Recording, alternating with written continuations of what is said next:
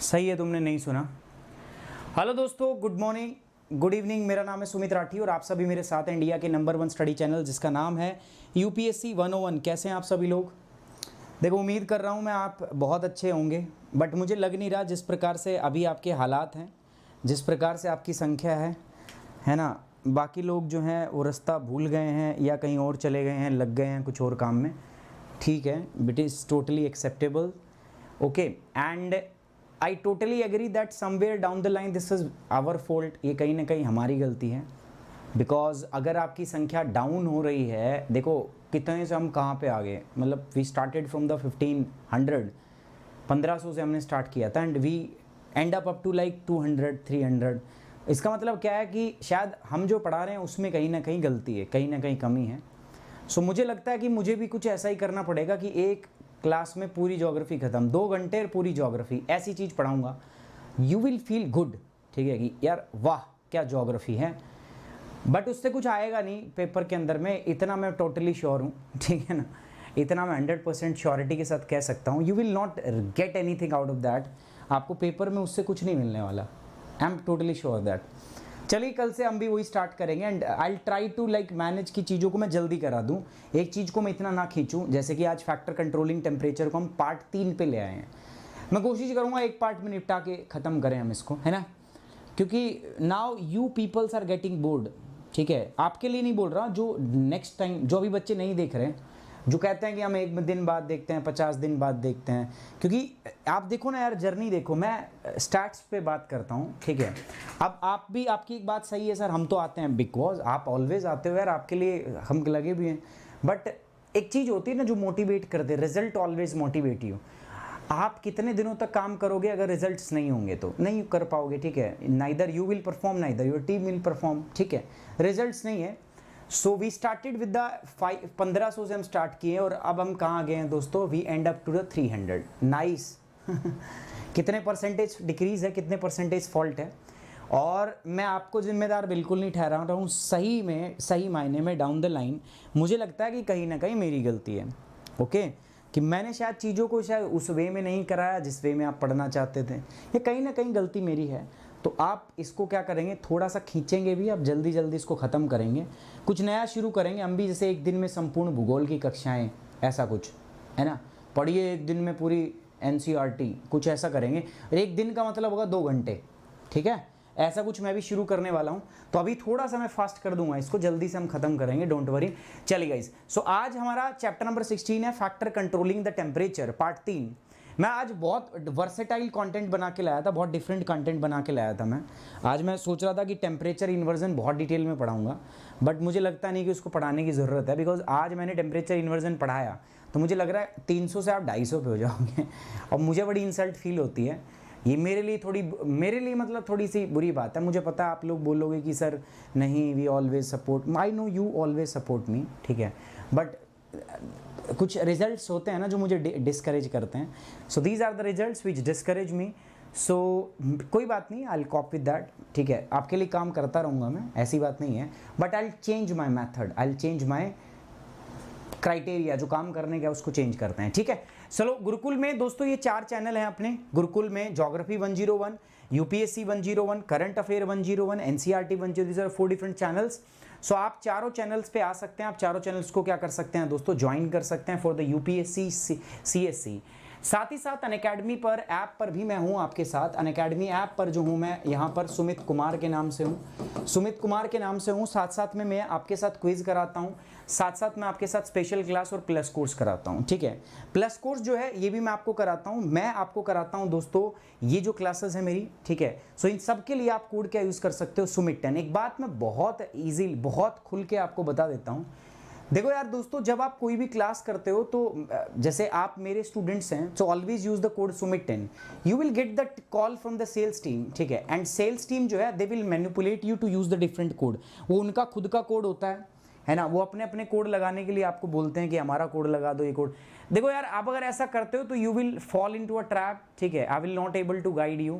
So if you want to be in connection with me, अगर आप चाहते हैं आप डायरेक्टली मेरे से कनेक्ट हो, मैं कह रहा हूँ जो मेरा स्टूडेंट है, please please use this code Sumit 10, because every day मेरे को 2 से 3 ऐसे लोग मिल रहे हैं जिनको ऐसे ही बोल दिया गया and they use some different code by the sales team, ये 10 वो 10।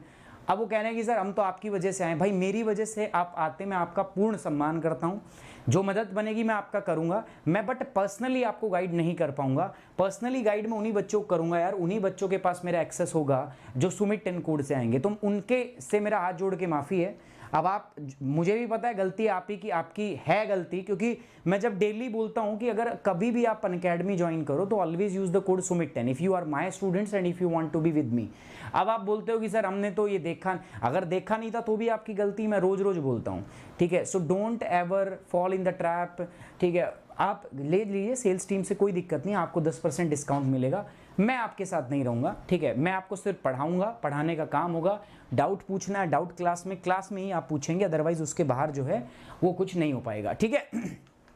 इसके बाद दोस्तों अनअकैडमी CSC अल्टीमेट सरप्राइज 20 किताबें अनअकैडमी आपको दे रहा है।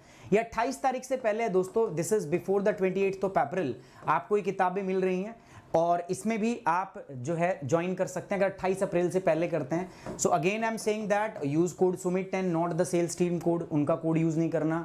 सेम अगर मैं बात करूं Unacademy CSC mega sales team का काम होता है आपको इंफॉर्मेशन मुहैया कराना। बहुत सारे बच्चों को कई सारे डाउट्स आते हैं कि कैसे करूं, ठीक है, लिंक नहीं मिल रहा, ये नहीं मिल रहा, कॉम्बो का लिंक, वो क्या करते हैं शाणे बन, जब कॉम्बो का लिंक देते हैं तो उसके अंदर में अपना कोड डाल देते हैं। उस कोड से कभी भी मत करो, वहां जो कोड वाला ऑप्शन आता है ना, उसमें जहां पर भी कोड लिखा होता है उसके अंदर कोड को चेंज करो। वो लगा के देते हैं कि ये कोड ऑटोमेटिक, आप नहीं डालोगे कोड लगा रहेगा, बट आपको वो कोड को क्या करना है, चेंज। कोड क्या करना है दोस्तों, आपको सुमित 10 मेरा कोड है, यही कोड आपको यूज करना है। गाइस हम बात कर रहे थे यार factor affecting temperature, why I am talking about the temperature. देखो मेरे पास दो चीजें थी, पहला जो चीज था मेरे पास वो था क्लाइमेट, दूसरा चीज तो मेरे पास था वो क्या था, वेदर। अब मैंने आपको क्या बोला था, we have certain atmospheric condition, हमारे पास कुछ वायुमंडलीय अवस्थाएं थी। अब मैंने बोला था जो क्लाइमेट है, वेदर है, ये सब क्या होता है, एटमॉस्फेरिक कंडीशन की स्टडी को ही हम कहते हैं। अब मैं क्लाइमेट पढ़ रहा हूं तो क्लाइमेट को प्रभावित करने वाले कुछ मेरे पास फैक्टर्स हैं, कुछ मेन चीजें हैं, जिसमें पहली चीज आती है तापमान, दूसरा आता है प्रेशर वगैरह। टेम्परेचर जो होता है वो सबसे इंपॉर्टेंट होता है, क्लाइमेट में टेम्परेचर सबसे इंपॉर्टेंट होता है, इसलिए हम उसको पढ़ना स्टार्ट करते हैं।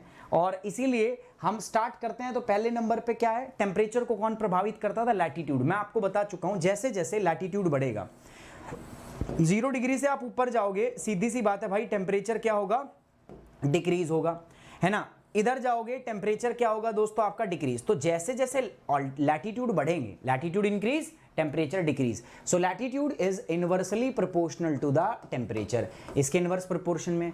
Altitude is also inversely proportional to the temperature. आप हाइट बढ़ाओगे, टेम्परेचर क्या होगा, घटेगा। लास्ट क्लास में हमने बात की थी दोस्तों about the differential behaviour of the land of the earth surface. क्या होता है ना, हमारे पास जो धरातल है, पृथ्वी की जो सतह है, वो कई प्रकार की होती हैं, ठीक है। कई प्रकार की कैसे कैसे होती है सर, चलिए बात कर लेते हैं। डिफरेंशियल बिहेवियर की बात हुई थी हमारी, डिफरेंशियल बिहेवियर ऑफ द अर्थ पे हमने बताया था। सबसे पहले हमने बताया था कि देखो हमारे पास ऐसी सतह होती है जिनका एल्बिडो अलग अलग होता है। अब मुझे नहीं पता आपको याद है कि नहीं, बट मैंने आपको बताया था। एल्बिडो क्या होता है दोस्तों, एल्बिडो मैंने आपको बताया था कि ये मेरी सरफेस है। अब सरफेस की प्रॉपर्टी क्या होती है, सूर्य की किरणें जो आती हैं ना, सूर्य की किरणें जो आती हैं ये क्या करती हैं, इससे टकराती हैं एंड टकरा के दे विल गो बैक, है ना, इस प्रकार से आती हैं। अब मान लो आई है 100 यूनिट, ठीक है, 100 यूनिट आती है, लेकिन होता क्या है कि कई कई सरफेस की ऐसी क्वालिटी होती है कि वो ज़्यादा अमाउंट को, जैसे अगर ये बर्फ है, ठीक है, अगर ये सतह बर्फ है, आइस है, तो ये क्या करती है, 90% को क्या करती है, वापस भेज देती है। हमारे पास सिर्फ 10% ही बचती है, और ये 10% को क्या किया जाता है, एब्जॉर्ब। और एब्जॉर्ब से क्या होता है दोस्तों, याद करो, एब्जॉर्प्शन से ही टेम्परेचर का इंक्रीज होता है। एब्जॉर्प्शन होता है तो ही, मैंने बताया था देखो इनकमिंग सोलर रेडिएशन के साथ, ये सूर्य की आने वाली किरणों के साथ बहुत सारी चीजें होती हैं। पहला मैंने बताया था डिफ्यूजन होता है, दूसरा मैंने बताया था रिफ्लेक्टेंस होता है, रिफ्लेक्ट कर दी जाती है, परावर्तित कर दी जाती है। फिर मैंने बताया था स्कैटरिंग, स्कैटरिंग मतलब बिखराव, सूर्य से आने वाली किरणों का बिखराव हो जाता है, टकराए किसी किसी से और ऐसे अलग अलग दिशा में मुड़ गए। फिर मैंने बताया था इनसे आने वाली किरणों का एब्जॉर्प्शन होता है। एब्जॉर्प्शन का मतलब है अवशोषित, और मैंने आपको बताया था, आपको पता नहीं याद है कि नहीं, अवशोषित जब होता है, एब्जॉर्प्शन जब होता है, तभी जो इंसोलेशन है आपका, ठीक है, तभी जो इंसोलेशन है वो किस में कन्वर्ट होता है दोस्तों, आपका हीट एनर्जी में कन्वर्ट होता है, ठीक है। क्लियर है बात, समझ में आई? अब 90% तो रिफ्लेक्ट हो गया, तो रिफ्लेक्ट होने वाले का तो कोई रोल होगा नहीं। ये 10% एब्जॉर्ब हुआ है, तो जो एब्जॉर्प्शन होता है इससे तापमान आपका क्या हो जाएगा, इंक्रीज हो जाएगा। Temperature will be increased by this absorption. इस एब्जॉर्प्शन से क्या होगा दोस्तों, टेम्परेचर आपका बढ़ जाएगा। ठीक है, ओके।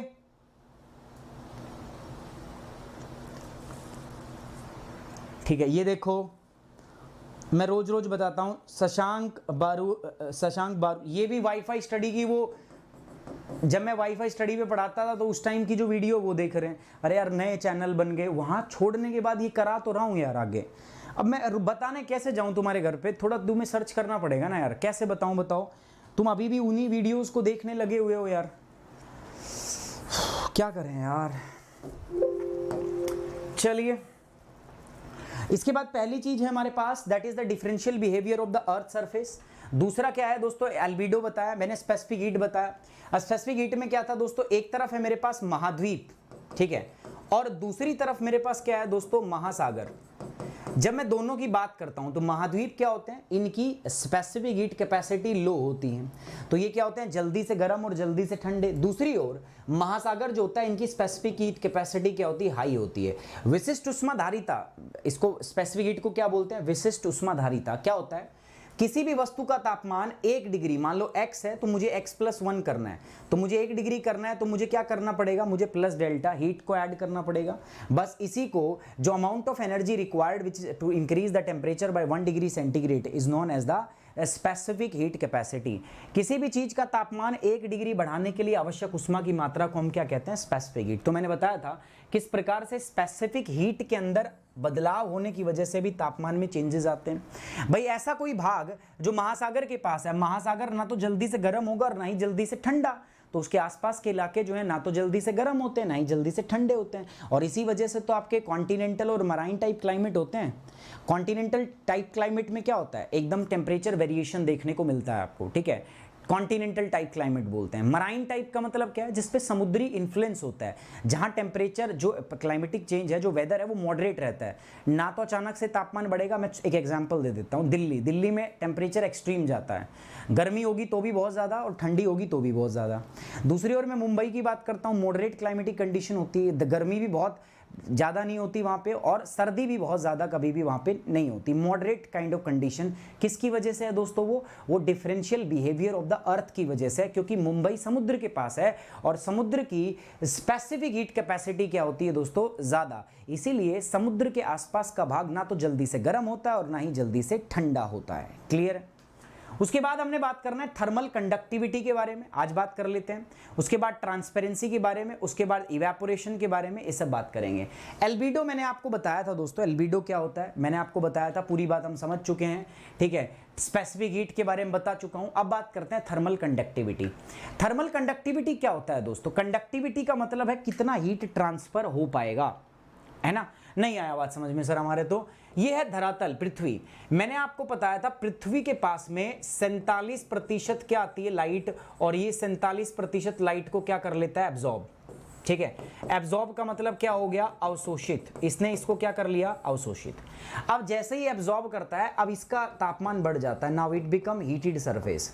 अब ये गर्म हो जाती है, सतह गर्म हो जाती है। अब जब ये गर्म होगी तो क्या होगा भाई साहब, जो इसके साथ हवा लगती होगी, ठीक है, ये लग रही है हवा, ये हवा भी क्या होगी, गर्म होगी। क्यों होगी, क्योंकि इसके साथ टच है ना, इसके साथ क्या टच में है, तो ये क्या होता है दोस्तों, this is known as conduction.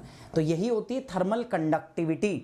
ये क्या होती है, थर्मल कंडक्टिविटी। तो इसका भी प्रभाव आता है। मैं क्या कह रहा हूं, thermal conductivity refer to the ability of a given material to conduct और ट्रांसफर द हीट। ये जो मटेरियल है, कितनी हीट का ट्रांसफर यहां पे हो पाता है, उसी को हम क्या बोलते हैं दोस्तों, that is known as the thermal conductivity. It is generally denote by the symbol K, but can also be denote by the lambda and K. The reciprocal of the quantity is also known as the thermal resistivity. देखो एक तो चीज ये होगी। अब एक बात बताओ, मुझे लूज सैंड पड़ी है मेरे पास, ठीक है, ये लूज सैंड है, बालू रेत जिसको बोलते हैं ना, ये लूज सैंड है। दूसरा मेरे पास क्या है दोस्तों, क्ले है, ठीक है, चिकनी मिट्टी। तो लूज सैंड में क्या होते हैं, पार्टिकल दूर दूर होते हैं, तो उसमें थर्मल कंडक्टिविटी कम होगी ज्यादा। एक कण दूसरे कण से दूर है, तो थर्मल कंडक्टिविटी कम होगी या ज्यादा, कैसी होगी थर्मल कंडक्टिविटी, भाई एक कण दूसरे कण से दूर है थर्मल कंडक्टिविटी कैसी होगी दोस्तों? थर्मल कंडक्टिविटी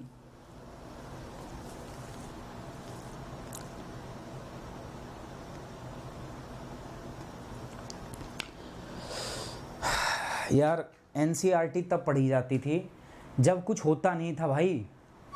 आज तो यूट्यूब भरा पड़ा है यार। कैसे यार, कहाँ से सवाल आते हैं ये तुम्हारे मन में?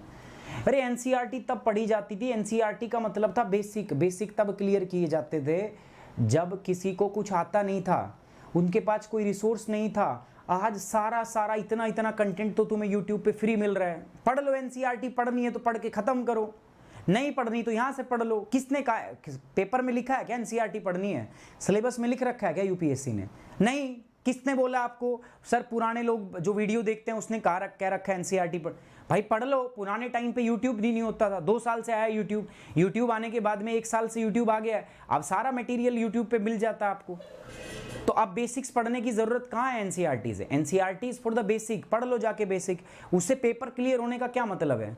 तुम एनसीईआरटी पढ़ लोगे तो कौन सी गारंटी है तुम्हारा पेपर क्लियर हो जाएगा? कोई गारंटी नहीं है। बात होती है समझ की। और सिर्फ एनसीईआरटी से पेपर क्लियर नहीं होता। एनसीईआरटी जनरल, एनसीईआरटी पढ़ के 10 क्वेश्चन कर पाओगे आप, सिर्फ 10। एनसीईआरटी समझ देती है आपको बस। और पता नहीं कहाँ से ये मिथ आया। एक काम करना, पॉलिटी की लक्ष्मीकांत पढ़ो और पॉलिटी की 11वीं क्लास की एनसीईआरटी पढ़ो, तोते उड़ जाएंगे तुम्हारे। इसी प्रकार से हिस्ट्री की एक तो एनसीईआरटी पढ़ो और एक हिस्ट्री की विपिन वो पढ़ो, स्पेक्ट्रम पढ़ो। ठीक है, देखना, बताना मुझे कौन सी आसान है। कहने को लगती है एनसीईआरटी आसान, पता नहीं कहाँ यार सुन के तुम आ जाते हो। कुछ चीज़ें पहले किया करो यार। ठीक है, आज सबके जवाब दूंगा मैं। शशांक पूछ रहे हैं सर मेरा इंडियन मिलिट्री एकेडमी की तैयारी कर रहा हूँ। बहुत बढ़िया, कंबाइंड डिफेंस सर्विस का एग्ज़ाम कर रहा हूँ। उसके लिए जो जियोग्राफी का सिलेबस होता है वो आपसे पर्सनली डिस्कस करना चाहते हैं, इफ़ यू डोंट माइंड। भाई शशांक मेरे पास समय नहीं है यार, कहाँ से तुमसे डिस्कस करूँ बताओ? मैं कैसे करोगे पर्सनली बताओ? आ जाओ, गुड़गांव में रहता हूँ मैं, आओगे मैं डिस्कस कर दूंगा। बाकी सीडीएस का honestly I don't have any idea. I can only help you for the UPSC. For CDS seriously I can not help you. आप यही करना होगा, आपको सिलेबस देखना होगा। जो सिलेबस में टॉपिक है मैंने पढ़ाया हुआ है, आप यहाँ से पढ़ लीजिए। जो नहीं है वो छोड़ दीजिएगा। मतलब ये आप काम कर सकते हो। अदरवाइज़ और मुझे नहीं पता आप क्या करोगे, और ये पर्सनली आप कहाँ आके डिस्कस करोगे। मेरे पास आप आ ही नहीं सकते हो, ठीक है? मेरे पास आप आ नहीं सकते हो तो पर्सनली डिस्कस कर कैसे लोगे? ठीक है, so let's close the topic. CDS में मेरी कोई नॉलेज नहीं है भाई। सीडीएस का मुझे नहीं पता पेपर कैसा आता है, किस लेवल का आता है। बट हाँ, यूपीएससी आती तो मुझे पता अच्छा पेपर आता है, और अच्छे के लिए मैं सब पढ़ा रहा हूँ। सो पिकअप योर सिलेबस। जो सिलेबस देता है यही काम किया करो यार। सिलेबस देख के उसमें से देखा करो यार कौन सी चीज़ सही है और कौन सी चीज़ नहीं है।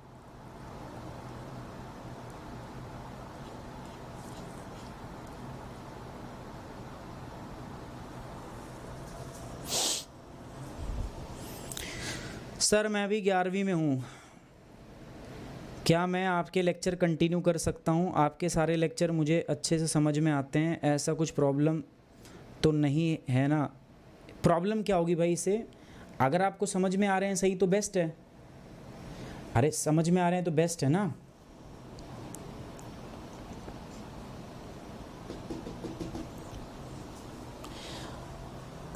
बस यार अब कोई स्पैम करेगा ना, बार बार करेगा, मैं ब्लॉक कर दूंगा यार, ठीक है? अब स्पैम मत करो, एक बार बता दिया, सारी चीज़ों के जवाब आगे। मैं जब दोबारा देखूँ कमेंट बॉक्स में तो कर देना। अच्छा, अब ट्रांसपेरेंसी पे बात करते हैं। ट्रांसपेरेंसी का क्या हिसाब किताब है? अब सुनो, मेरी बात सुनो यार, ठीक है? ट्रांसपेरेंसी का बहुत प्रभाव पड़ता है। मैं क्या पढ़ा रहा हूँ मैं आपको? मैं पढ़ा रहा हूँ टेम्परेचर कैसे प्रभावित होगा, बढ़ेगा टेम्परेचर, कब बढ़ेगा कब घटेगा, मैं ये पढ़ रहा हूँ, ठीक है? मैं आपके साथ क्या पढ़ रहा हूँ दोस्तों? मैं टेम्परेचर और प्रेशर जो है मैं वो आपके साथ पढ़ रहा हूँ। मैं टेम्परेचर की बात कर रहा हूँ, कब कब तापमान बढ़ेगा और कब कब तापमान घटेगा। अब एक बात बताओ, ये मेरे पास पानी, मैंने आज भी बताया था जब मैंने एनवायरनमेंट की क्लास ली थी तो मैंने वहाँ बताया था दिस इज़ वाटर, ये पानी है। तो पानी के अंदर मैंने बताया था जो सूर्य की किरणें हैं, ठीक है? सपोज ये सनलाइट है, तो जो सूर्य की किरणें जो हैं वो आपकी नीचे तक आती हैं, ठीक है? अच्छा, कितने तक आएगी, कहाँ तक जाएगी? जहाँ तक जाती है ना सर, उसको हम बोलते हैं फोटिक जोन। क्या बताया था मैंने आपको? फोटिक जोन बताया था, ठीक है? ठीक है। अब अर्थ सरफेस पे आ जाता हूं मैं, पृथ्वी का धरातल, सूर्य की लाइट पड़ी, कितनी नीचे जाएगी भाई ये? अरे ट्रांसपेरेंट है ही नहीं, वो यहीं तक रुक जाएंगी। अब मुझे बताओ यहां पर हीट का डिस्ट्रीब्यूशन कहां पर होगा? सिर्फ टॉप लेयर में होगा यहां पर।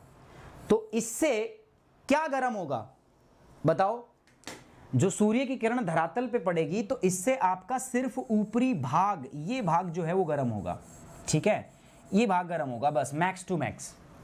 ऊपर से अगर हम बात करें 3 इंच 4 इंच जमीन गर्म हो जाएगी बस, ज़्यादा से ज़्यादा, और कितना होगा, ठीक है। लेकिन पानी क्या होगा दोस्तों? पानी गर्म नहीं हो पाएगा। क्यों? क्योंकि पानी पर ये जो अमाउंट ऑफ लाइट थी ये ज़्यादा, जहाँ तक पानी ट्रांसपेरेंट है वहाँ पर चला जाता है, तो यहाँ पर डिस्ट्रीब्यूट हो जाती है।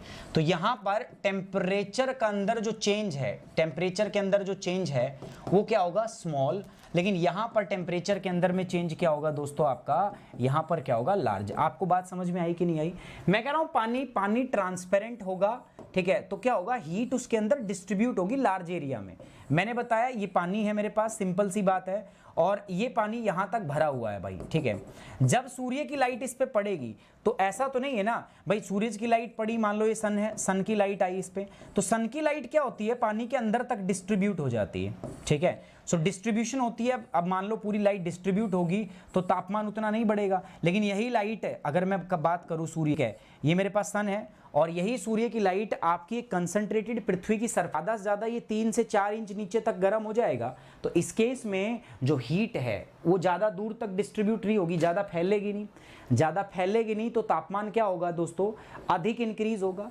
इस केस में हीट बहुत ज़्यादा फैल गई है तो टेम्परेचर का जो इंक्रीज है वो क्या होगा दोस्तों? आपका यहाँ पर कम होगा। Are you getting my point और नॉट? अरे समझ पा रहे हो? तो याद रखना, वाटर बिकॉज इट्स ट्रांसपेरेंट, तो इसके अंदर हीट डिस्ट्रीब्यूट जो है वो लार्ज पार्ट में होता है। ये ओपेक है, इसीलिए इसके अंदर में दोस्तों क्या होता है? सिर्फ और सिर्फ टॉप लेयर गर्म होती है। सर ये क्यों पढ़ा रहे हो आप मुझे तो लग रहा है आपको समझ में ही नहीं आ रही बात, मैं क्यों पढ़ा रहा हूँ। Guys we are talking about the differential behaviour of earth. मैं ये पढ़ रहा हूँ कि तापमान को प्रभावित करने वाले कारक कौन कौन से हैं। I am talking about the factor affecting temperature. मैं क्या बात कर रहा हूँ? फैक्टर अफेक्टिंग टेम्परेचर, ठीक है। फैक्टर अफेक्टिंग टेम्परेचर में पहली चीज हमने पढ़ ली थी लैटिट्यूड, ठीक है। दूसरी चीज हमने पढ़ ली थी दोस्तों ऑल्टीट्यूड। अब ऐसे ही मैं बता रहा हूं दोस्तों कि एल्बिडो का क्या प्रभाव है, स्पेसिफिक हीट का क्या प्रभाव है, ट्रांसपेरेंसी का क्या प्रभाव है, कंडक्टिविटी का क्या प्रभाव है, ठीक है। बहुत डिटेल में मैं जा रहा हूं, मुझे पता है, ठीक है, मुझे पता है, बहुत ज़्यादा डिटेल में जा रहा हूं। अभी मैंने ट्रांसपेरेंसी का बता दिया। अब बात करते हैं इवेपोरेशन पे, ठीक है। अब किस पे बात करते हैं दोस्तों? Let's talk about the evaporation. Concept तो आसान है बट पता नहीं आपको समझ में कितना आएगा। मेरे हिसाब से बहुत आसान चीज़ है, समझना मेरी बात। मैं समुद्र की सतह की बात करता हूँ। सपोज दिस इज ओशियन, ठीक है, एंड दिस इज कॉन्टिनेंट। ये मैंने कॉन्टिनेंट बना लिया, तो चलो सपोज मैं ये वाला कॉन्टिनेंट ले लेता हूँ। चलो इसके अंदर में काम करते हैं, मैप बना लेते हैं, ठीक है। सो मैप से एक बेटर आइडिया आपको लगेगा।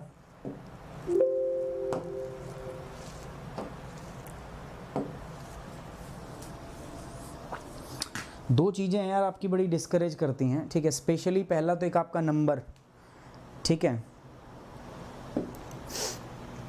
दैट हॉरेबल यार, मतलब we started from the 1500 and we came to the 400 300, ठीक है।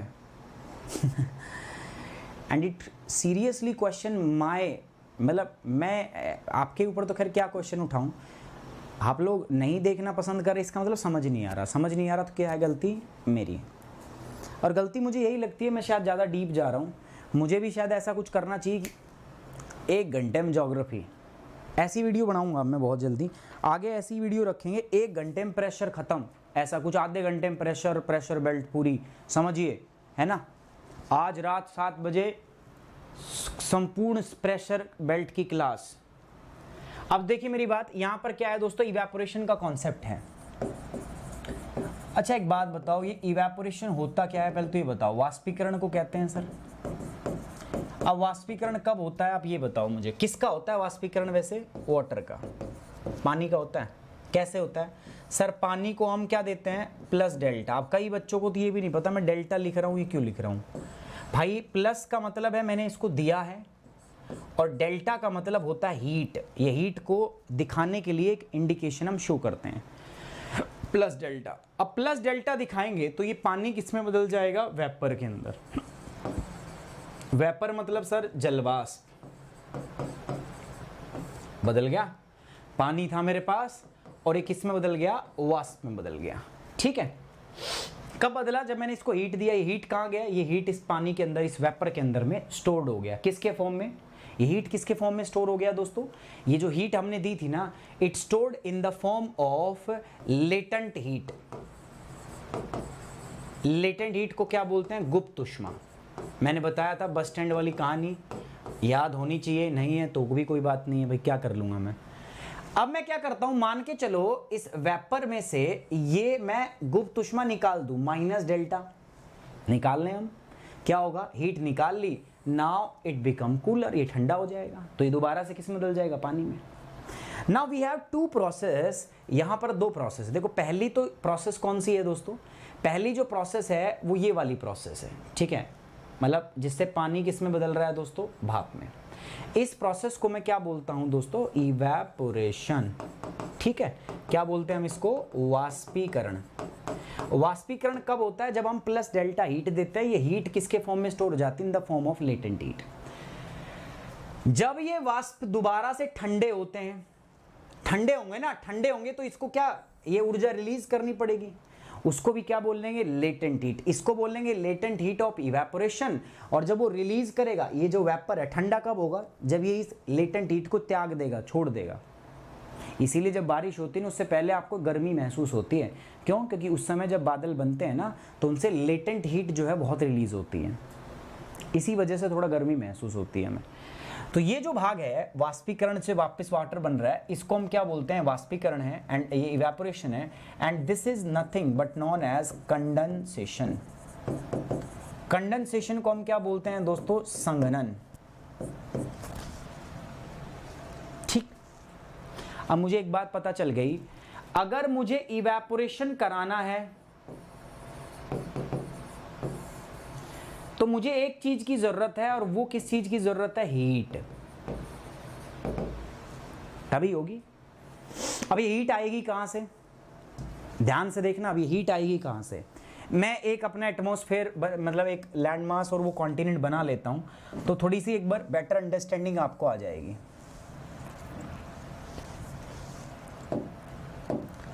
देखो भाई, हमारा तो काम है, आप पढ़ो चाहे ना पढ़ो यार, मेरा काम है जो उठाया है उसको पूरा करूँगा।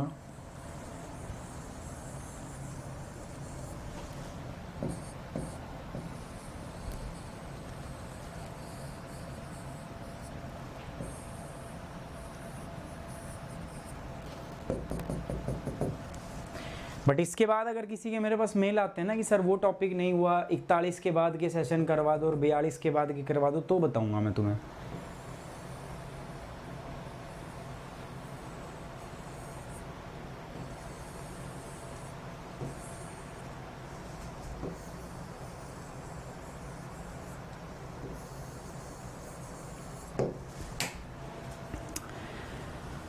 अब एक बात बताओ मुझे, पानी इधर भी होगा और पानी इधर भी है, ये क्या है,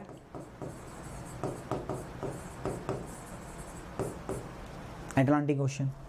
अब ये बताओ मुझे, पानी कम कहां पे होगा और ज्यादा कहां पे होगा, वाष्पीकरण ज्यादा कहां पे होगा और कम कहां, ये बताओ मुझे। भाई सिंपल सी बात है सर, यहां पर इवेपोरेशन यानी कि वाष्पीकरण कम होगा ज्यादा, अरे भाई कम होगा।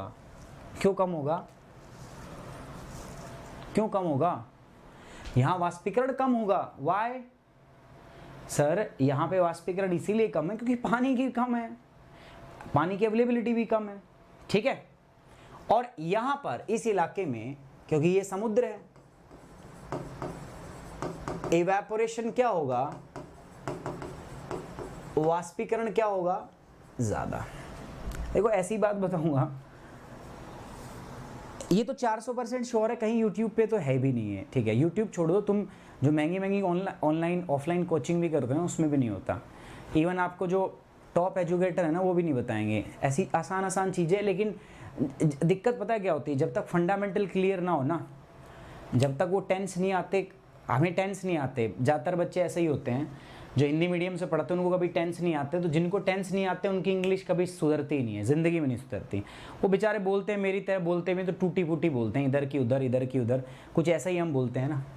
अब सुनो मेरी बात, जो वाष्पीकरण है इधर क्या है दोस्तों, वाष्पीकरण इधर भी हो रहा है। यहां पर जो एनर्जी की जरूरत है वो कम पड़ेगी या ज्यादा, आप बताओ मुझे।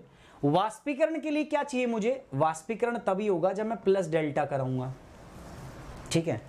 यहां पर भी मुझे प्लस डेल्टा कराना पड़ेगा, लेकिन आप बात बताओ, यहां पर मुझे डेल्टा कम चाहिएगा लेकिन यहां वाष्पीकरण ज्यादा है, तो मुझे डेल्टा भी यहां क्या चाहिएगा, ज्यादा। मतलब इन दिस एरिया ओशियन में मुझे क्या चाहिएगी, large amount of energy, large energy चाहिएगी, ज्यादा एनर्जी चाहिएगी। लेकिन यहां पर क्या है दोस्तों, मुझे लेस एनर्जी चाहिएगी, लेस एनर्जी। कहां पर, कॉन्टिनेंट पे।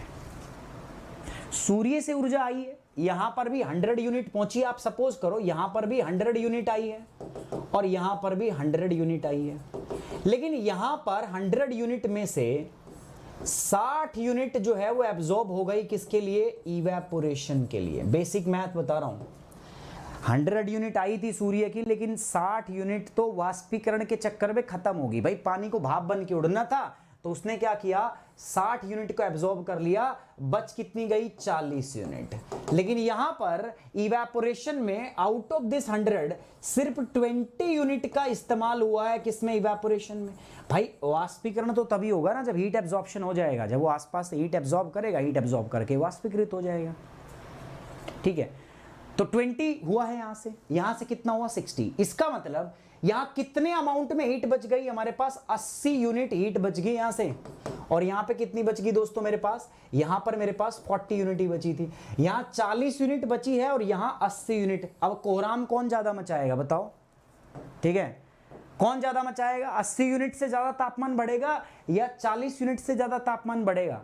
आप सोच लो, जितना तापमान यहां पे बढ़ेगा उससे दुगुना लैंड मास पे बढ़ेगा। क्यों, क्योंकि वहां पर वाष्पीकरण के दौरान कम मात्रा में ऊर्जा का अवशोषण हुआ है, ठीक है, कम मात्रा में ऊर्जा का इस्तेमाल हुआ है और अधिक ऊर्जा आपके पास बची है फॉर द एटमॉस्फेयर हीटिंग।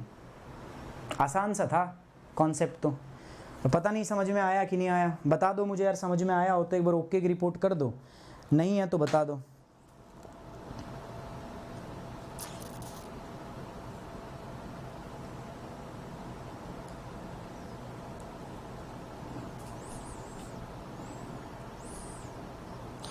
यार ये बात सुनने में मुझे भी काफ़ी अच्छी लगती है जो आप बोल रहे हो ना,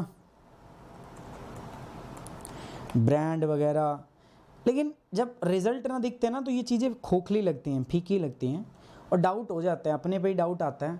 और डाउट तो मुझे अपने पे ही होगा, ठीक है, सिंपल सी बात है, क्योंकि आप लोग तो पढ़ने आते ही हो यार, सब पढ़ते ही हो, है ना।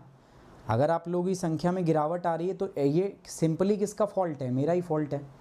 या तो मैं आपकी जो रिक्वायरमेंट है उसको पूरा नहीं कर रहा, लेकिन मुझे पता है यार, मैं आपको यूपीएससी ऑप्शनल लेवल तक लेके जा रहा हूँ, ठीक है। आज सुमित राठी के वर्ड याद रखना, पूरा यूट्यूब छान लो आप। ये टॉपिक टेम्परेचर इतनी डिटेल में मुझे ढूंढ के दिखा देना, मैं बुक दिखाता हूँ आपको, how many books I have covered for this particular things, दिखाऊँ मैं आपको। चलिए आज मैं आपको थोड़ा किताबें दिखाता हूँ। आप कितनी किताबें पढ़ोगे then you will get this content, ठीक है। ये जस्ट मैं क्लास स्टार्ट होने के पहले मैं इतनी किताबें पढ़ता हूँ, ठीक है। दीज आर द बुक्स जो स्टैंडर्ड बुक्स हैं, ठीक है। And in the name of material मेरे पास कितनी किताबें मैं आपको दिखाऊं, तो ज्योग्राफी की आई हैव मैनी बुक्स, कितनी है मैं आपको बताऊं तो क्या ही बताऊं मैं यार, रुक जाइए एक सेकंड, मैं आपको आज दिखाता हूँ।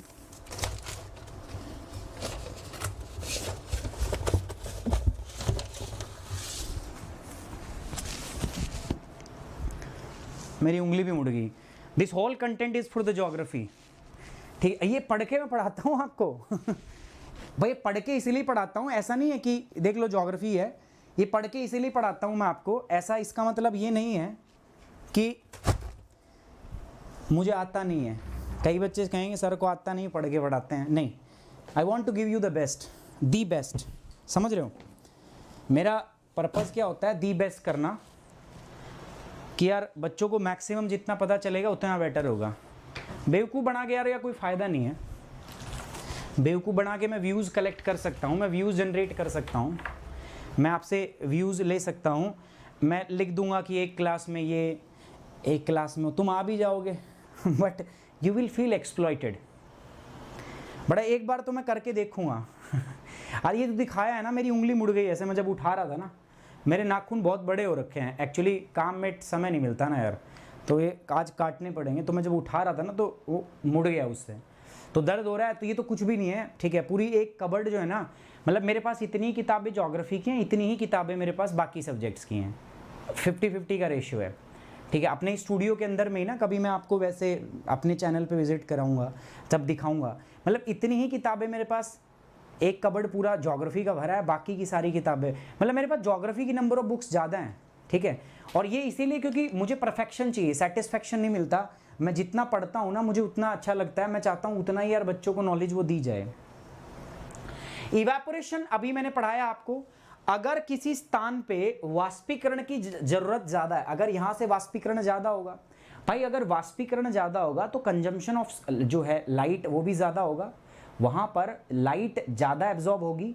और अगर ज़्यादा लाइट, आपका ज़्यादा सूर्य की ऊर्जा अगर वाष्पीकरण में खर्च हो गई तो वायुमंडल की हीटिंग के लिए आपके पास क्या बचेगा? कम माल बचेगा, सीधी सी बात है।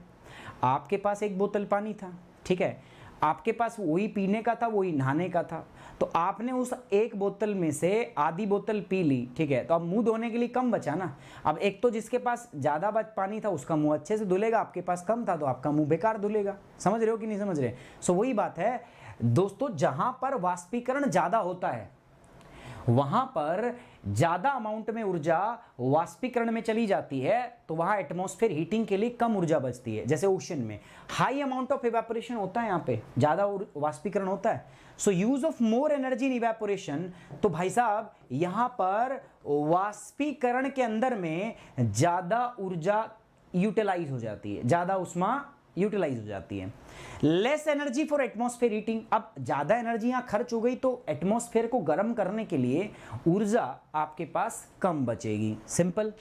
दूसरा, अर्थ सरफेस पे क्या हाल होता है सर अर्थ सरफेस पर जो वाष्पीकरण है ये कम होता है। वाष्पीकरण जो है ना ये क्या होता है दोस्तों? कम होता है।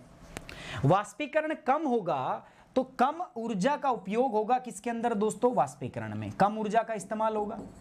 और अगर कम ऊर्जा का इस्तेमाल वाष्पीकरण में हो रहा है तो फिर आपके पास अधिक ऊर्जा बचेगी किसके लिए?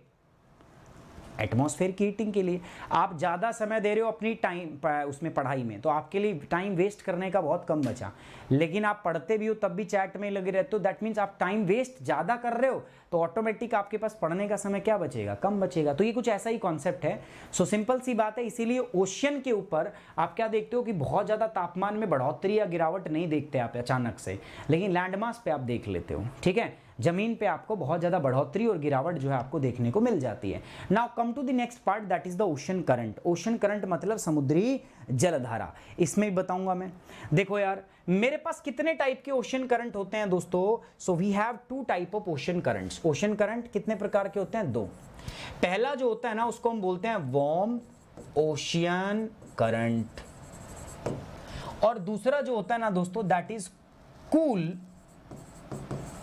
Ocean current. जो वार्म ओशन करंट है, second is the cool ocean current. Warm ocean current कैसा है दोस्तों? इसका तापमान कैसा होगा? ठीक है, वार्म अगर मैं बोल रहा हूं तो इसमें सिंपल सी बात क्या है, इसके अंदर कैसा पानी होगा? गर्म या ठंडा? वार्म वाटर होगा। और जब मैं कोल्ड बोल रहा हूं इसका मतलब इसके अंदर कैसा होगा दोस्तों? कूल वाटर होगा, ठंडा पानी होगा। यस और नो? अब मेरी बात बताओ कहां पे मिलेगा आपको ये? ठीक है, ये है मेरे पास पृथ्वी, ये है भूमध्य रेखा। अब आप एक बात बताओ, तापमान ज्यादा कहां होगा? भूमध्य रेखा पे या ध्रुवों पे?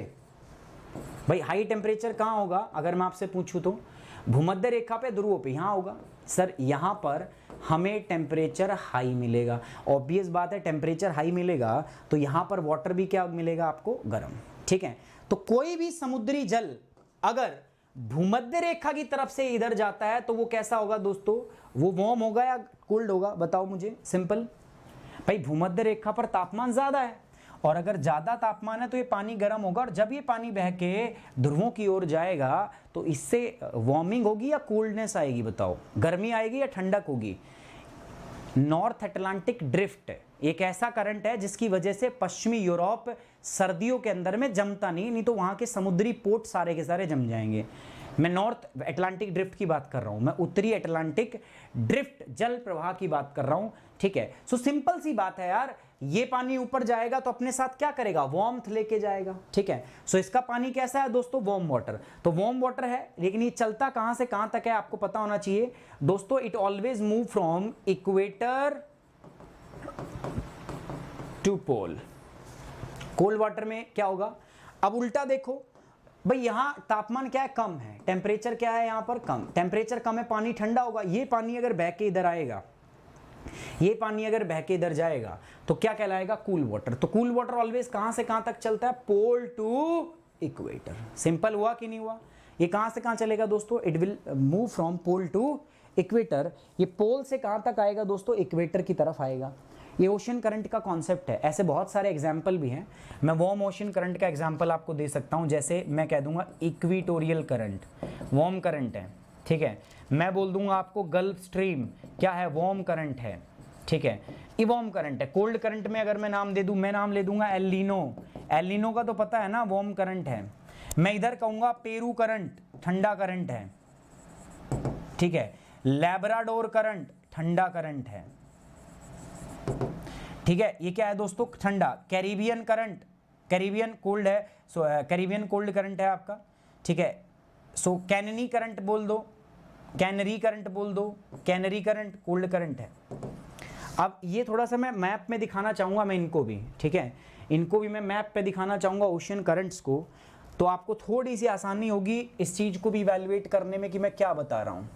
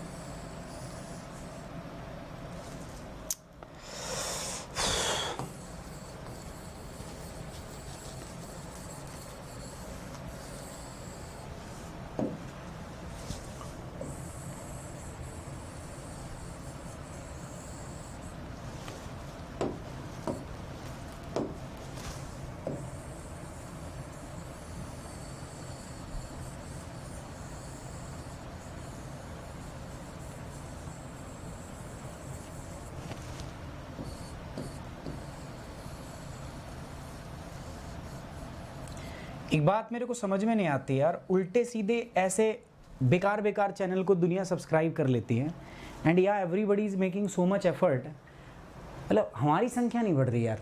मैं कई बार इस चीज़ को करता हूँ कि ऐसे ऐसे बेकार बेकार चैनल है ना जिस पे वास्तव में पढ़ के कभी भी यूपीएससी छोड़ो रेलवे का पेपर ना निकले, बट लोगों ने इनको सब्सक्राइब किया हुआ है, मिलियंस में सब्सक्राइबर हैं, ठीक है। और जहाँ इतनी मेहनत कर रहे हैं ना हम यार, सीरियसली इट्स डिसअपॉइंटिंग यार। पता नहीं, खैर आपका भी यार जनता है भाई, कुछ भी कर सकती है। मैं देखता हूँ ऐसे ऐसे वाहियात लोग हैं, कुछ पढ़ाते रहते हैं, ठीक है। Don't take it as wrong यार, वास्तव में है ऐसे यार, मतलब पता नहीं क्या पढ़ा रहे हैं, उनको खुद नहीं पता वो क्या पढ़ा रहे हैं। यूपीएससी कभी उनमें से सवाल नहीं आएगा, कभी भी नहीं पूछेगा, और आ जाए तो मैं भी यही हूँ और तुम भी यही हो। अगर उन चीज़ों को पढ़ के अगर तुम सिलेक्शन निकाल लो तो मैं भी यही हूँ और तुम भी यही हो। पढ़ना तो तुम्हें यही पड़ेगा जो मैं पढ़ा रहा हूँ, अगर सिलेक्शन लेना है तो। ये तो अपने आप से पढ़ो, ठीक है, ऑफलाइन कोचिंग में पढ़ो, ऑनलाइन कोचिंग में पढ़ो, यूट्यूब से पढ़ो, जहाँ से पढ़ना है वहाँ से पढ़ो। अब देखो, मैं इसकी डिटेल में नहीं जाऊंगा कि ये क्यों है, कैसे है, ठीक है, बट मैं आपको जनरल ओशन करंट का सर्कुलेशन आपको मैं समझाना चाहूँगा, ठीक है, किस प्रकार से ओशन करंट जो है वो आपके फ्लो करते हैं।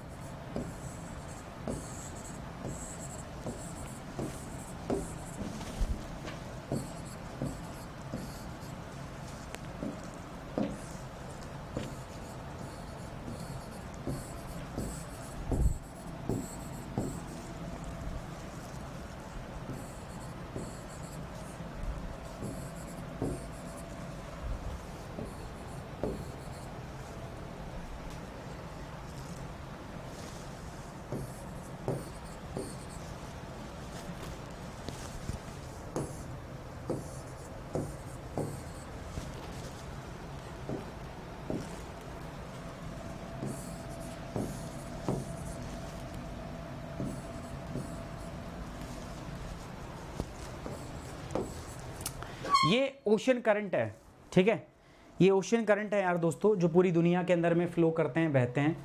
ये जो अभी मैंने बताया था पेरू करंट का मैंने नाम लिया था, कोल्ड करंट है ये।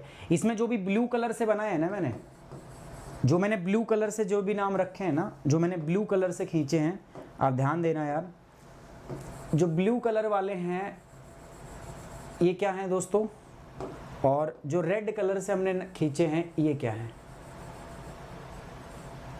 देखना ध्यान से। मैं दो अलग अलग कलर्स का यूज़ किया है आपको रिप्रेजेंट करने के लिए अच्छे से, ब्लू कलर और रेड कलर। तो जो ब्लू कलर में है, रेड कलर में है, वो क्या है, ठीक है, वो क्या, देखो ब्लू कलर वाले जो है ना, ये क्या है आपका दोस्तों, they are the cold current and these are the warm current, गर्म और ठंडी, ठीक है। अब ये बने कैसे हैं यार, ये देखो अभी नहीं बता पाऊंगा, बहुत बड़ी क्लास है, क्योंकि इसके अंदर पूरा कई तो ऐसे है कि इसको भी करा देंगे 5 मिनट में ओशन करंट की क्लास ठीक है, वो उसको भी लपेट देंगे 5 मिनट में, जानिए संपूर्ण ओशन करंट 5 मिनट में, ठीक है। बताओ कोई खेल चल रहा है यार, 5 मिनट में सब कुछ कर लेते हो, ठीक है, ऐसा होता है। चलो मेरा टाइम भी हो गया यार, मेरी क्लास है अगली, जल्दी से खत्म करूंगा। कोल्ड करंट और वार्म करंट, कोल्ड करंट का मतलब क्या होता है, जहां ठंडी जलधारा, और वार्म मतलब जहां गर्म हो। तो सिंपल सी बात है, जहां कोल्ड करंट होगा, ठीक है, ये है कोल्ड करंट, वार्म करंट जहां पे होगा वो वार्म करंट। तो जहां पे वार्म ओशन करंट है, सिंपल सी बात है, उस इलाके में तापमान भी क्या होगा आपका, ज्यादा। अरे कैसे प्रभावित करेगा, मैं ऐसा बता रहा हूं कि ये इलाका है, ठीक है, ये इलाका है, इधर वार्म करंट है, गर्म जलधारा है, तो ऑलरेडी इसका टेम्परेचर यहाँ पे क्या मिलेगा, इस एरिया का ज्यादा मिलेगा। अब ये देखो, ये तापमान, ये कोल्ड करंट है, तो यहाँ का टेम्परेचर क्या मिलेगा आपको, कम मिलेगा। यस और नो, अरे यस और नो, हाँ सर, टेम्परेचर कम होगा। इसमें अगर मैं बात करता हूं कोल्ड करंट में, तो कोल्ड करंट में क्या होगा, यहां पर sir temperature cold ocean current में क्या होगा, कम होगा, ठीक है। आप देख रहे हो, इसके लिए आप ही लोग जिम्मेदार हो यार, जो बाद में देखेंगे ना उनसे बात कर रहा हूं मैं, जो बाद में देखने की दुआइयां देते हैं ना, हम बाद में देखते हैं सर, हम लाइव नहीं देख पाते, तो ये तुम्हारी वजह से हो रहा है, मेरा दिमाग कहीं चल रहा है, मैं काम कुछ कर रहा हूँ। टेम्परेचर कम होगा तो इससे क्या होगा दोस्तों, वाष्पीकरण, इवेपोरेशन भी क्या होगा, कम, सॉरी ज़्यादा होगा ना, इवेपोरेशन क्या होगा, ज़्यादा, क्योंकि तापमान ज़्यादा है, वाष्पीकरण भी क्या होगा, ज़्यादा। वाष्पीकरण ज़्यादा है भाई साहब, तो रेनफॉल भी क्या होगी, अरे ज़्यादा होगी, क्योंकि आर्द्रता भी क्या होगी, ज़्यादा, अगर वाष्पीकरण ज़्यादा है तो। इधर उल्टा होगा, इवेपोरेशन क्या होगा आपका, कम, इवेपोरेशन कम तो आर्द्रता, ह्यूमिडिटी जिसको हम बोलते हैं, वो भी क्या होगी, कम, और ह्यूमिडिटी कम मतलब रेनफॉल भी क्या, कम, ठीक है। तो आपको पता चला जहां रेनफॉल कम वहां क्या बनते हैं, डेजर्ट। तो जितने भी ये इलाके हैं ना कोल्ड करंट वाले, सब के आसपास डेजर्ट बने हुए हैं। अगर तुम्हें मेरी बात पे यकीन ना आए तो मैं तुम्हें दिखा देता हूं, चेक भी कर लेना अपने आप जाके, सब कोल्ड करंट के यहाँ पे डेजर्ट है। Atacama desert, west Australian desert, Sahara desert, Californian desert, Namib desert, ठीक है, सब जगह, सब महाद्वीप के पश्चिमी भाग, जहां पे ठंडा करंट तुम्हें दिख रहा है ना, वहीं पे क्या है, डेजर्ट। सो पता चला आपको कि करंट किस प्रकार से प्रभावित करता है किसी एरिया को? सिंपल है सर, जहां गर्म पानी वहां का तापमान गर्म, जहां ठंडा पानी वहां का तापमान कम। ठीक, अगला ये ओशन करंट का उम्मीद करता हूं आपको समझ में आ गया होगा। Now come to the next part, wind. अब एक बात बताओ, विंड कितने प्रकार की हो सकती है? सर ये भी 2 प्रकार की। एक तो कौन सी होगी? Cool wind. चेंज कर लेता हूं मार्कर। विंड कितने प्रकार की होगी भाई? ठंडी हवा और गर्म हवा। विंड कूल यानी कि ठंडी, और हवा कैसी हो सकती है? वार्म, मतलब गर्म। एग्जाम्पल दो, ठंडी हवा का एग्जाम्पल दो, कोल्ड साइबेरियन विंड। और वार्म क्या है? गर्म हवा क्या है दोस्तों? गर्म हवा का एग्जाम्पल दो, लू। अब आप एक बात बताओ, इसका तापमान पर क्या प्रभाव पड़ेगा? ये कोल्ड साइबेरियन विंड हमारे यहाँ पे विंटर में आती है, सर्दियों में, और इसका प्रभाव आपको पता है क्या होता है? तापमान गिर जाता है, टेम्परेचर डिक्रीज हो जाता है। बस विंड का प्रभाव क्या पड़ा? अगर हवा ठंडी है तो तापमान घट जाएगा, और अगर हवा लू है तो भाई साहब तापमान क्या होगा? बढ़ जाएगा। सिंपल सी बात। अभी थोड़े दिनों में लू चलेगी, फिर बताऊंगा देखो तापमान कैसे बढ़ेगा। ठीक है, ओके। आईएएस राज, ये लो स्क्रीनशॉट ले लो यार, बस लो इसके स्क्रीनशॉट ले लो, ये लीजिए। स्क्रीनशॉट लेने के लिए मेरी ज़रूरत नहीं है, आप क्या करो, वीडियो दोबारा चलाओगे ना तो उसको पॉज करके देख सकते हो आप, ठीक है? उसमें कोई दिक्कत नहीं आनी चाहिए आपको। ये लो ठंडी गर्म हवा का, इसका स्क्रीनशॉट लेना होगा, ये ले लो, इसका स्क्रीनशॉट ले लो। स्क्रीनशॉट नहीं, कलाकारी आपको करनी आनी चाहिए। ये लो, इसका भी स्क्रीनशॉट ले लो। इनका स्क्रीनशॉट दिमाग में लो यार। हर्षवर्धन यार, फिर भी मैं नहीं समझ पा रहा कि why peoples are not watching these classes, why? ठीक है, every educator made a lots of effort यार। मतलब हम 2-2, 3-3 बजे तक मीटिंग करते रहते हैं। I don't know what is happening यार। ठीक है, on the other hand some time we see the classes of other educator. कुछ और लोग हैं जिनकी क्लास देख रहे होते हैं। हमें पता है यार, तुम्हें नहीं पता वास्तव में यूपीएससी क्या क्या पूछता है। तुम्हें पता चलेगा आज से 3 साल बाद, 2 साल बाद। ठीक है, जो बेकार अब तुम्हारा नहीं कह रहा मैं, जो बेकार कंटेंट पढ़ते हैं ना, उनको 2 साल के बाद पता चलेगा, या तो पढ़ाई छोड़ देंगे, और कोई पढ़ेगा तो उसको ये पता चल जाएगा कि वास्तव में जो उस टाइम पढ़ा था वो बेकार था, बकवास था। फिर ढूंढ के उसको बाद में कभी चैनल मिलेगा, लेकिन फिर भी वो मुझे परेशान ही करेगा। ठीक है, जैसे अभी करते हैं ना कि सर 41 वीडियो के बाद का, वो ढूंढना नहीं चाहते, वो मेहनत करना नहीं चाहते। वो वीडियो को स्टार्टिंग में देखते नहीं, क्योंकि उनको लगता है कि सर प्रमोशन कराते हैं। वो काट के ना सीधा वहाँ से देखते हैं जहाँ से क्लास स्टार्ट होगी। फिर उनको सब्र होता नहीं, फिर वो मेरे को मेल कर देते हैं, सर ये कहाँ है? वो दुखी करेंगे मेरे को। चलिए, ये हो गया भाई ज्योग्राफिकल लोकेशन। इसको अभी के लिए छोड़ देते हैं, ज्योग्राफिकल लोकेशन का। ठीक है, मैं आपको आगे जब प्रेशर कराऊंगा वहां बता दूंगा। अच्छा, ये जो सारे पढ़े थे ना, these are the horizontal aspects, ये हॉरिजॉन्टल एस्पेक्ट्स थे। अब एक वर्टिकल एस्पेक्ट भी होता है, मुझे करना तो था इसको डिटेल में डिस्कस, बट मैं अभी इतना ही कराऊंगा जितना प्रीलिम्स में पूछा जा सकता है। ठीक है, मेरे को बहुत डिटेल में कराना था। देखो इसको मैं इसको बहुत डिटेल में कराने के लिए लेके आया था, बट मुझे अभी पता है। ठीक है, यू गाइज आर, मतलब मैनी ऑफ द स्टूडेंट्स, ठीक है, मे बी मुझे ऐसा लगता है कि अगर मैं इतना डिटेल में गया तो ये संख्या और कम हो जाएगी और मेरे पे फिर से सवाल उठेंगे। मैं भी मैनेजमेंट के एक संस्था में काम करता हूँ, मैं भी जिम्मेदार हूँ यार, उनकी सवाल जवाब होते हैं मेरे से। ठीक है, तो मैं भी मतलब जिम्मेदार हूँ, तो कुछ चीज़ें मुझे भी ऐसी करनी पड़ेंगी जिससे व्यूज़ और सब्सक्राइबर मैं भी जनरेट कर पाऊँ, है ना? क्योंकि ऐसे तो ना तो सब्सक्राइबर आ रहे हैं हमारे चैनल पे यार, ना व्यूज़ आ रहे हैं। ठीक है, तो उससे मेरी क्रेडिटेबिलिटी पे और सवाल उठ रहे हैं। तो अभी मैं आपको उतना बताऊँगा जितना प्रीलिम्स के लिए ज़रूरी है। अभी तक जो पढ़ा गाइज वो क्या था? वो था हमारा horizontal aspects. Now this is vertical aspect. Vertical aspect में क्या होता है? देखो, सामान्यतः जब आप नीचे से, अभी पढ़ा था ना ऑल्टीट्यूड के साथ, जब आप जैसे जैसे ऊंचाई बढ़ाते हो ना, ऊंचाई बढ़ाई आपने, जैसे जैसे ऊंचाई बढ़ाते हो वैसे वैसे तापमान घटता है। इस बात से तो अवेयर हो ना? ऊंचाई बढ़ाओगे तापमान घटेगा, लेकिन जरूरी नहीं है ऐसा हो। जब तापमान घटता है उसकी एक निश्चित दर होती है। वो दर कितना होता है? 6.5 डिग्री तापमान घटता है पर किलोमीटर। आप 1 किलोमीटर हाइट पे चले जाओ, 6.5 डिग्री तापमान गायब हो जाएगा। ठीक है, क्या कह रहा हूं मैं, आप 6.5 डिग्री हाइट पे चले जाओ, 1 डिग्री तापमान क्या हो जाता है, गायब हो जाता है। So decrease in the temperature with the altitude, height के साथ साथ तापमान आपका घटता चला जाता है। ठीक है, ये इसको हम बोलते हैं नॉर्मल लैप्स रेट, लैप्स की दर, हिंदी में भी क्या कहेंगे इसको, लैप्स की दर। क्या कहती है कि तापमान जब निम्न ऊंचाई से अधिक ऊंचाई पर जाते हैं तो आपका तापमान घटता है, और उस दर से, जिस दर से घटता है उस दर को हम कहते हैं लैप्स की दर। दूसरा है आइसोथर्मल कंडीशन। पर क्या ये हर बार होगा? नहीं यार, ऐसा जरूरी नहीं है कि हर बार नीचे से ऊपर जाओगे तापमान घटेगा। हमारे पास और भी कंडीशन होती है भाई, और वो कंडीशन क्या है, एक कंडीशन होती है आइसोथर्मल कंडीशन, कभी नहीं सुनी होगी तुमने। Vertical aspect of the temperature, कभी सुना भी ना होगा जिंदगी में, vertical aspect of the temperature. ठीक है, यूपीएससी ऑप्शनल के अंदर में पढ़ाया जाता है।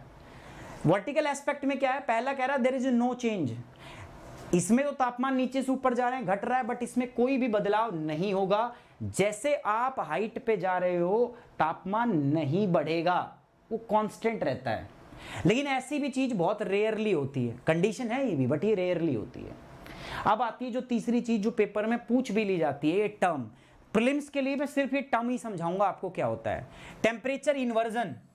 ठीक है, इन्वर्जन मतलब उल्टा। उल्टा मतलब क्या, नॉर्मली सामान्यतः जैसे जैसे आप हाइट पे जाओगे टेम्परेचर क्या होगा, डिक्रीज होगा। लेकिन अगर उल्टा हो जाए तो आप हाइट पे जा रहे हो और टेम्परेचर भी क्या हो जाए, इंक्रीज हो जाए। ठीक है, तो उसको क्या बोलते हैं, temperature inversion. Temperature increase with the altitude, इसको हम बोलते हैं टेम्परेचर इन्वर्जन। अब ये दो प्रकार का होता है, सरफेस इन्वर्जन, अपर एयर इन्वर्जन, है ना। सरफेस मतलब जो सतह पे हो, अपर मतलब ऊपर हो, तो ये सरफेस इन्वर्जन के एग्जाम्पल थे। ठीक है, मेरे पास जो पढ़ाया मैंने, जैसे ये सरफेस के थे और ये क्या थे, अपर एयर के। सरफेस में radiation air inversion, air drainage type inversion, advection inversion, subsidence inversion, convection inversion, frontal inversion. But मुझे नहीं लगता तुम लोग इसमें इंटरेस्टेड होंगे। ठीक है, अगर ये पढ़ाया तो अगली बार फिर से 50 बच्चे कम हो जाएंगे। ऐसा काम हम नहीं करेंगे। So let's send it here. ठीक है, इतना ही है। यूपीएससी के अंदर आपसे प्रीलिम्स में ज़्यादा इतना पूछ लेगा, और जब तुम इतना बता दोगे तो जब मेंस में आओगे तो मेंस में पढ़ा देंगे भाई तुम्हें। चिंता मत करो कि टेम्परेचर इन्वर्जन क्या होता है। हाइट के साथ जब तापमान घटे उसको हम टेम्परेचर इन्वर्जन कहते हैं। ठीक है, बाकी दोस्तों मैं आपको बता ही चुका हूं बार बार, आप हमारे साथ अनअकैडमी पे जुड़ सकते हो मेरे साथ डिटेल कोर्स के लिए। जो बच्चा चाहता है यार बहुत ही इन डेप्थ नॉलेज, सिर्फ ज्योग्राफी की नहीं बाकी सब्जेक्ट्स भी मैं शुरू करूंगा यार यहाँ पे, अभी मुझे लग रहा है, क्योंकि ऐसे यार बच्चों का बेड़ा गर्क हो जाएगा यार, अगर इसी प्रकार की एजुकेशन उनको मिलती रही तो कोई यूपीएससी तो निकाल नहीं पाएगा, बाकी सब निकल जाएगा। तो प्रीलिम्स के अंदर अगर आप चाहते हैं दोस्तों मैं आपको गाइड करूं, मेरे से अगर आप पढ़ना चाहते हैं तो आप प्लस कोर्स ज्वाइन कर सकते हैं। और साथ ही साथ जो मेरे से पढ़ना चाहे ना भाई, ये रिक्वेस्ट है, अगेन मैं बार बार कह रहा हूँ कि ऑलवेज यूज़ द कोड सुमित10। ये सेल्स टीम के फलावे मत आ जाना, कभी कुछ कोड लगा दो। आप मेरे साथ जुड़ के जीएस का, ऑप्शनल का और कॉम्बो भी है जिसमें जीएस प्लस ऑप्शनल दोनों होते हैं, आप ये जुड़ सकते हो, आप मेरे साथ जुड़ के कोर्स खरीद सकते हो। ठीक है, और सेल्स टीम है वो कहेगी कि हमारा कोड यूज़ करो, फिर हम टॉप एजुकेटर से पढ़वाएंगे, ये एजुकेटर वो एजुकेटर। कोई टॉप एजुकेटर नहीं होता, अनअकैडमी में सारे ही टॉप एजुकेटर हैं। ऐसे अनअकैडमी किसी को नहीं लेता भाई, अनअकैडमी में सारे ही टॉप एजुकेटर हैं। ठीक है, बट सेल्स टीम का एक अलग झंडा है, तो मैं कहूँगा कि आप उनकी बातों में ना आए और आप जो है अपने एजुकेटर का कोड यूज़ करें। और मेरा कोड क्या है, सुमित10। मैं बार बार इसलिए बता रहा हूँ कि बहुत बच्चे ऐसे फंस के बैठ जाते हैं। हर दिन 2 बच्चों का मेरे पास मैसेज आता है, सर हमने तो ऐसा कर लिया। तो आपने कर लिया तो आप जिम्मेदार हो। ठीक है, चलिए दोस्तों समाप्त करते हैं। जय हिंद, टेक केयर, बाय बाय।